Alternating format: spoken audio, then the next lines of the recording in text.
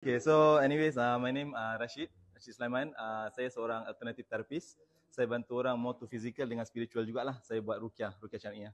InsyaAllah. So, I was never a believer dengan benda-benda produk macam ni. Tapi sekarang dah full lah. Kan? So, last year, November, I kena sleep disc lah. So, I did my own therapy tapi nothing works well. Dia just heal up, sedikit saja yang hilang. Until I met with Naufal, Alhamdulillah, who really introduced to me product BE, which I terlalu skeptical. November tu I nak kena pergi umrah. So I need to carry my anak-anak semua kan. So nak tawaf semua sebagainya. So I need something to support me lah. I don't want because of my pain, lepas tu dah akan destroy dia punya trip semua. But Alhamdulillah, after jumpa dengan Naufal, they introduced me dia punya Allura pants and socks saja. Pun skeptical juga, tak percaya langsung. Tapi bila dah gunakan tu dalam satu malam tu, Masya Allah, tabarakallah, the sleep disc hilang lah, Alhamdulillah. And besides that, I boleh bangun pagi, bangun subuh senang.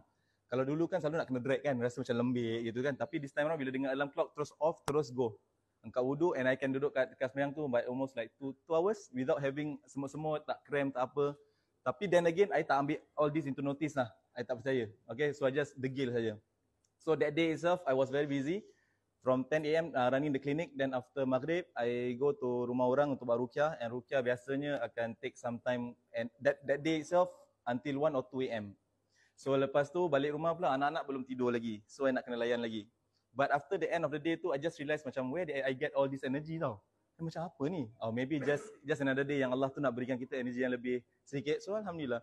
Until I can't remember when, but I think the next day Naufal called me, so dia tanyalah, you rasa ni tak, you rasa tu, you rasa ni. So I actually tick all the boxes. So dia cakap, yeah, it's actually from the pants. Saya cakap, wah, Masya Allah lah. So slowly dah believe. So I went to umrah, Alhamdulillah, kaki semua krem lah, dalam ihram kan tak digunakan. Bila I sampai hotel, the first thing I grab is the pants and the socks. Lepas tu gunakan juga, pun Alhamdulillah, the next day 70% gitu hilang. The following day terus hilang terus.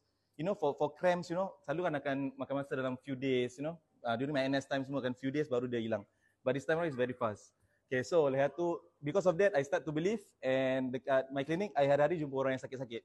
Orang yang sakit kronik ada, orang yang datang untuk maintenance ada, orang datang with mental issues ada, so a few, various of conditions lah. So as a therapist, I always try to explore to whatever that can help to enhance the health for my clients semua, I will try. Kalau kita tak tahu, kalau kita tak pergi, kita tak tahu kan. So I just give it a try lah. So I cakap dengan Naufal, I want to know more about this product lah. So lepas tu, but before that, I have no intention of the business at all because I was very busy lah. I mean like I tak boleh manage my time. So it's very busy, and I bukan nak turn him down, but I'm just busy. Lepas tu Naufal and Dayat never fail to macam keep calling lah apa macam tu lah. Terus macam, tapi at point of time tu I rasa macam sejuk actually aircon dia. Point of time tu I rasa rimas tau. Terus terang. I actually rasa rimas. I'm just trying to push them away. Tapi bila I fikir balik kan, everything happens for a reason. Everything happens for a reason. Ini semua gerakan dari Allah SWT. And these are something that also can help my clients. So why not? I just give a listen lah. So last month I